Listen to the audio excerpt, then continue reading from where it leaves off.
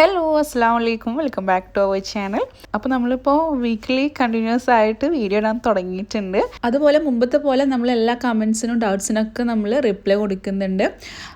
കുറച്ച് ബിസിയും കുറച്ച് personal issue ഒക്കെ ആയതുകൊണ്ട് കുറച്ച് ആക്റ്റീവ് അല്ലായിരുന്നു ഞാൻ കുറച്ച് കാലമായിട്ട്. അപ്പോൾ ഇപ്പോൾ നമ്മൾ ആക്റ്റീവ് ആയിട്ടുണ്ട്. അപ്പോൾ ഇനി എന്ത് ഡൗട്ട് ഉണ്ടെങ്കിലും നിങ്ങൾക്ക് ചോദിക്കാവുന്നതാണ്. ഇൻഷാല്ല ഫ്രീ ആവുന്ന സമയത്തൊക്കെ ഞാൻ നിങ്ങൾക്ക് റിപ്ലൈ തന്നിരിക്കും. അപ്പോൾ ഓരോ വീഡിയോയിലും ബേക്കിങ്ങിനെ കുറിച്ചിട്ടുള്ള ഓരോ ടിപ്സും കാര്യങ്ങളൊക്കെ നമ്മൾ ഷെയർ ചെയ്യുന്നതായിരിക്കും. അപ്പോൾ ഇന്ന് ഞാൻ വന്നിട്ടുള്ളത് ഒരുപാട് ഹോം ബേക്കേഴ്സിന് യൂസ്ഫുൾ ആയിട്ടുള്ള ഒരു വീഡിയോ ആയിട്ടാണ്.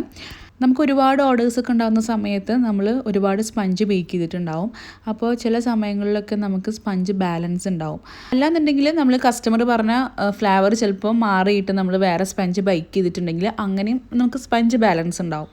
അപ്പോൾ എങ്ങനെയായാലും സ്പഞ്ച് ബാലൻസ് വന്നു കഴിഞ്ഞാൽ അതെങ്ങനെയാണ് സെയിൽ ചെയ്യേണ്ടതെന്നാണ് ഞാൻ കാണിക്കുന്നത്. ഇതിപ്പോൾ എനിക്കൊരു വെഡ്ഡിങ് കേക്ക് ഉണ്ടായിരുന്നു, അതിലെനിക്ക് ബാലൻസ് വന്ന സ്പഞ്ചാണ്. ഈ സ്പഞ്ച് ബാലൻസ് വരുന്നത് എങ്ങനെയാണെന്ന് വെച്ചാൽ നമ്മൾ എഗ്ഗിൻ്റെ സൈസിനായിരിക്കും. ചില സമയത്ത് എഗ്ഗ് ചെറുതായിരിക്കും, അപ്പോൾ കറക്റ്റ് ഇതായിരിക്കും.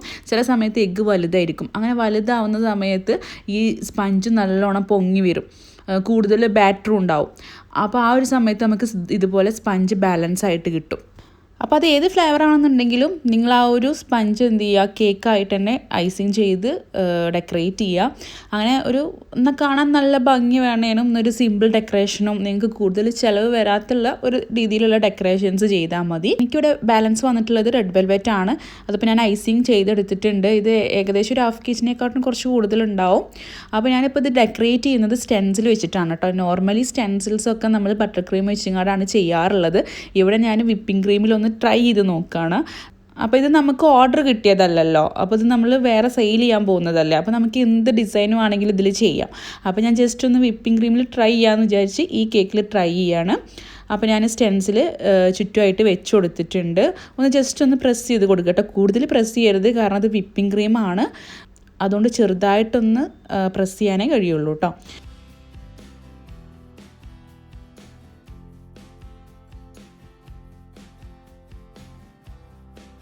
ഇനി ഇതിൻ്റെ മുകളിൽ കൂടെ ഞാൻ കുറച്ച് ക്രീം അപ്ലൈ ചെയ്ത് കൊടുക്കുന്നുണ്ട്.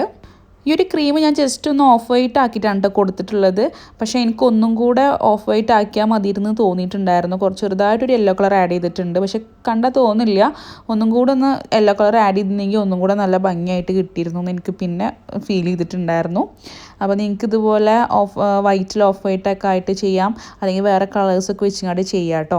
പക്ഷേ വിപ്പിംഗ് ക്രീം ആകുമ്പോൾ നമുക്ക് ബട്ടർ ക്രീമിൻ്റെ അത്രയൊരു പെർഫെക്റ്റിൽ നമുക്ക് സ്റ്റെൻസിൽ ഡിസൈൻ ചെയ്താൽ കിട്ടില്ല.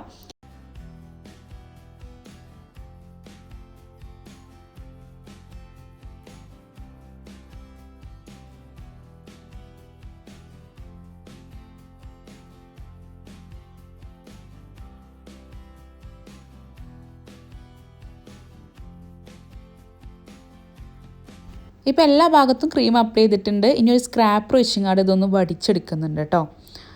നല്ലോണം പ്രസ് ചെയ്ത് വടിച്ചെടുക്കരുത്. ആ മുകളിലത്തെ ആ ഒരു എക്സസ് ആയിട്ടുള്ളത് മാത്രം ഒന്ന് കളഞ്ഞാൽ മതി കേട്ടോ.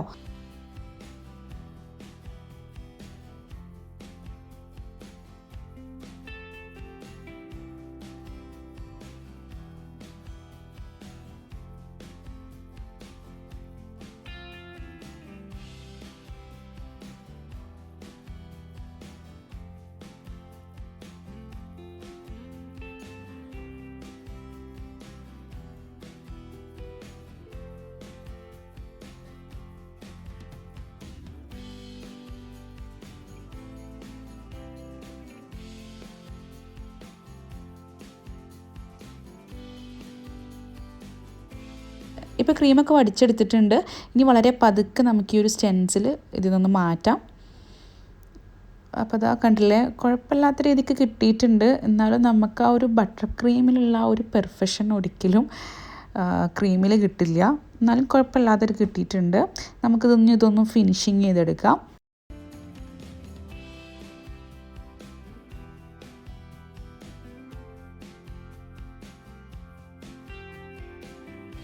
ഇനി ഇതിൻ്റെ മുകളിലായിട്ട് ഞാനൊരു റെഡ് കളറ് ഫ്ലവർ വെച്ച് കൊടുക്കുന്നുണ്ട്.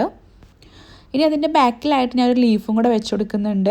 അപ്പോൾ നിങ്ങൾ ഇങ്ങനെ ഒന്നും ഡെക്കറേറ്റ് ചെയ്യണമെന്നില്ല കേട്ടോ. ഈ ഒരു ലീഫും ഫ്ലവറിനൊക്കെ എക്സ്പെൻസ് ഉള്ളതാണ്. പക്ഷേ ഇതിൻ്റെ കയ്യിൽ ഓൾറെഡി ബാലൻസ് ഉള്ളതുകൊണ്ട് വെറുതെ കിടക്കുന്നതുകൊണ്ട് ഞാൻ ഇതിൽ വെച്ചു, അത്രേ ഉള്ളൂ. അപ്പോൾ നിങ്ങൾ സിമ്പിളായിട്ട് എക്സ്പെൻസ് വരാത്ത രീതിയിൽ നല്ല ഭംഗിയിലൊന്ന് ഡെക്കറേറ്റ് ചെയ്തെടുത്താൽ മതി. ഇതാണ് നമ്മളെ കേക്കിൻ്റെ ഫൈനൽ ലുക്ക്. ഇനി ഇതെങ്ങനെയാണ് സെയിൽ ചെയ്യുന്നതെന്ന് ഞാൻ പറഞ്ഞുതരാം. ആദ്യം ചെയ്യേണ്ടത് ഇത് അത്യാവശ്യം നല്ല ഭംഗിയിലൊന്ന് ഫോട്ടോ എടുക്കുക. എന്നിട്ട് നമ്മൾ പോസ്റ്റ് ഉണ്ടാക്കുക ചെയ്യേണ്ടത്. ഇൻസ്റ്റാഗ്രാമിൽ തന്നെ നമ്മൾ സ്റ്റോറിയിൽ തന്നെ പോയിട്ട് പോസ്റ്റ് ഉണ്ടാക്കുക. അപ്പോൾ ഞാൻ ഉണ്ടാക്കിയിട്ടുള്ള പോസ്റ്റ് ഇതാണ്. ഇങ്ങനെയാണ് ഞാൻ ഇൻസ്റ്റാഗ്രാമിൽ കൊടുത്തിട്ടുണ്ടായിരുന്നത്. 350ക്കാണ് കേട്ടോ ഞാൻ സെയിൽ ചെയ്തത്. 1/2 kg ആണല്ലോ. അപ്പോൾ ഞാൻ 350ക്കാണ് ചെയ്തത്. അപ്പോൾ നിങ്ങൾക്ക് വേണമെങ്കിൽ കൂടുതൽ റേറ്റ് ഇടാം കേട്ടോ. പെട്ടെന്ന് കസ്റ്റമറെ കിട്ടണമെന്നുണ്ടെങ്കിൽ നമ്മൾ ഇതുപോലെ വളരെ കുറച്ചിട്ട് കൊടുക്കണം, എന്നാലേ കിട്ടുള്ളൂ. ഞാനിത് പോസ്റ്റ് ഇട്ട ആ ഒരു സെക്കൻഡിൽ തന്നെ ഇത് സെയിലായി പോയി കേട്ടോ. നമുക്കിത് ലാഭമാണെന്ന് ചോദിച്ചാൽ നമ്മൾ എന്തായാലും ആ സ്പഞ്ച് വെറുതെ കളയുന്നതാണ്. വീട്ടിലാണെന്നുണ്ടെങ്കിൽ വീട്ടിൽ കഴിക്കുന്നവരുണ്ടെങ്കിൽ ഓക്കെ, കുഴപ്പമില്ല. അല്ലാന്നുണ്ടെങ്കിൽ വെറുതെ കളയുകയാണെന്നുണ്ടെങ്കിൽ നമുക്കിതാണ് നല്ലത്. പിന്നെ ഇത് ഞാൻ നല്ലോണം റേറ്റ് കുറച്ചിട്ടുണ്ട് കേട്ടോ, നിങ്ങൾക്ക് റേറ്റ് കൂട്ടാം.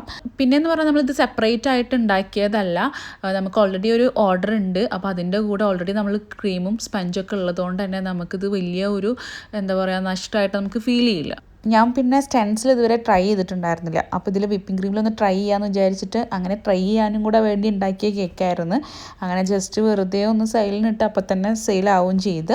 അപ്പോൾ നിങ്ങൾക്ക് ഇതുപോലെ ബാലൻസ് വരുന്ന കേക്കുകളൊക്കെ ഇങ്ങനെ സെയിൽ ചെയ്യാം. ഇന്നത്തെ വീഡിയോ നിങ്ങൾക്ക് ഇഷ്ടമായിട്ടുണ്ടെങ്കിൽ നമ്മുടെ ചാനൽ സബ്സ്ക്രൈബ് ചെയ്യുക. അതുപോലെ നിങ്ങളുടെ അഭിപ്രായങ്ങളൊക്കെ കമൻറ്റിലൂടെ അറിയിക്കുക. Thanks for watching. ബൈ.